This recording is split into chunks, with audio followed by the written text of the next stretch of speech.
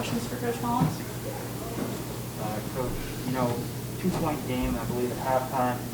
Third quarter seemed like it was kind of where it got away from you a little bit. I guess, what did you see maybe not going right for you guys, you know, during that stretch? We left three trips in a row. We left three-point shooters. We didn't get them off the three-point line, and they hit those three, and that's when the lead expanded. I felt like they also did a better job of rebounding than we did in the second half. In the first half, I felt like we were doing a decent job of boxing out and getting those boards, and that kept us in the game. I knew there was a lot of nerves in the first quarter. You could just see that, and really, I know the girls felt like it was just that the tempo. We were our own worst enemy tonight. Purdue's a great team, but we can't foul as much as we fouled and turn the ball over as much as we turned it over and still think we're going to get an up-tempo game. So it doesn't make sense, we talk about it all the time, to put all that effort into playing aggressive defense and then fouling. And then you just erase all of your hustle. And so that was some mistakes that we made tonight, and some of that I think is youth. But I liked how hard they played. I liked they never quit. They kept competing. We missed a ton of decent looks. I wouldn't say great looks. Purdue played great defense in that respect, but we didn't finish the type of shots that we practice.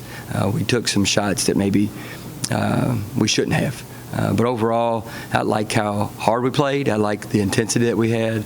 We just didn't execute very well defensively from fouling so much. I know you mentioned some of those fouls. Hope and Alexa both picked up a couple fouls early in the first half. You know, it seemed like Teresa played some of her, best minutes of these first couple of games during that stretch, having come in and play. I guess, what did you think of her, first half there? No, I think Teresa was aggressive offensively.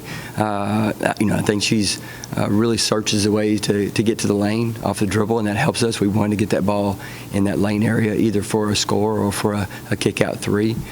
So that was helping us a lot. I think that really the idea is that on any given night, it could be Teresa, it could be Hope, it could be Lexi. For us to beat a team like this, we'll need multiple players to step up offensively, and we just didn't have that tonight. I think that we were a little nervous with the ball. I think that we over-dribbled in several situations where I saw, and we'll watch film, where you can just move the ball, and I think we'll get better at that. WKU here. Coach, in the first quarter, you started the game down 0-11. What did you tell your team the first time out to, pick up the defensive intensity and the offensive? I knew it was a lot of nerves, so I wasn't worried. We had played just about as poorly as we could have played to start the game. We weren't down 25. We were down 11, and it was at the beginning of the game. And so I wasn't worried about us being able to come back. I was more worried about moving the ball and stop fouling on defense. And those were the two things that I felt like we never quite got those two things fixed during the game. There were moments where we did better, but we just never did move the ball well enough. And so they kept fighting. We got down twice. We got down early in the game, and then we got down again in the third quarter.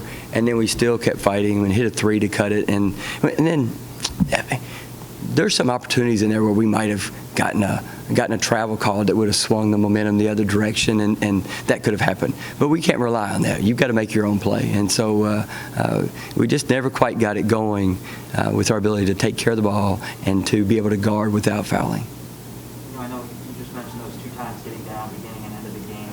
The biggest game, 17 points with about 6 minutes to go. With a young team, pretty inexperienced team, to continue to battle back like that, I guess, what does that say about them, and how important is that in terms of trying to develop over the season? Yeah, Jared, I think the bottom line is this team's going to be good, period. And right now we're suffering some deficiencies or some mistakes that are just from experience. And we played a little hurried. You can play fast and not be hurried. So once we calm down a little bit and we move the ball, we'll be faster, and we make better shot decisions, we'll be better. And when we guard, like we're already guarding hard and we're rotating fast, but we're putting our hands on people too quickly. And so those are little things. When we clean those things up, this team's going to be fun to watch, and they're going to be a tough out for anybody. All right, Coach. Alexis was scoreless in the first half, and she opened up the second half with a quick bucket. Is there anything that you told her, or was anything that you know of her that got her going in the second half, or started to get her going? Stop fouling.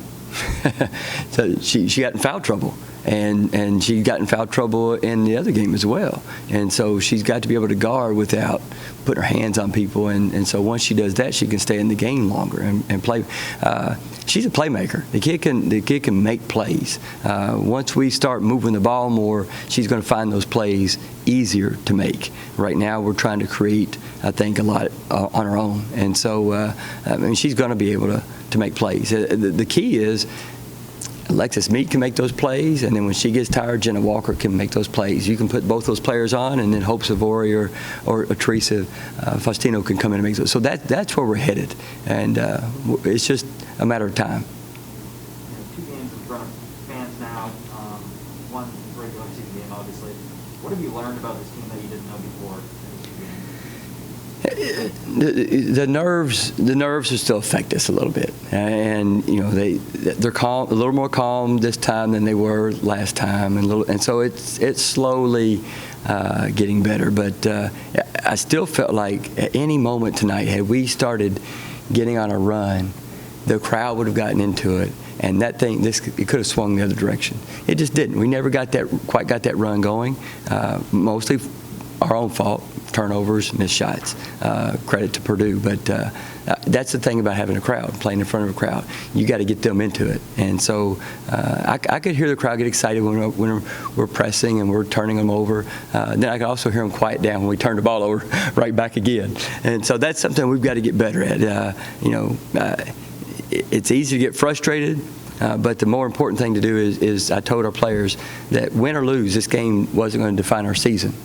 That this was a learning game, and we want to win. We want to win all the games.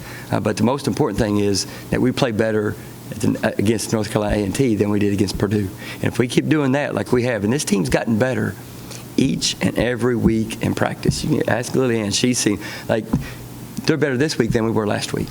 And so I fully expect we'll be better in the next game than we were this game. In terms of the next game, I'm not going to ask you the scouting report, but playing in an event like this, preseason WBB, where you have 3 games in 4 days, I guess what makes you want to do that, and why is it beneficial? Well, you want to play in the preseason WNIT. It's a prestigious thing to be able to do, and so we were honored to be asked to do that. This was prior to COVID, and so then it was canceled, and now it was redesigned because of this, and now we're in these pods. So it's different than what we thought it was going to be, but at the end of the day, it's still a great experience for us to play a large number, 3 games in a short period of time. There's no other time that we get to do that, and so this will be another good opportunity for us to learn how do you prepare, how do you get your body ready, how do you mentally get shifted from the last game to the next game, and this will be something that'll pay dividends later in the season.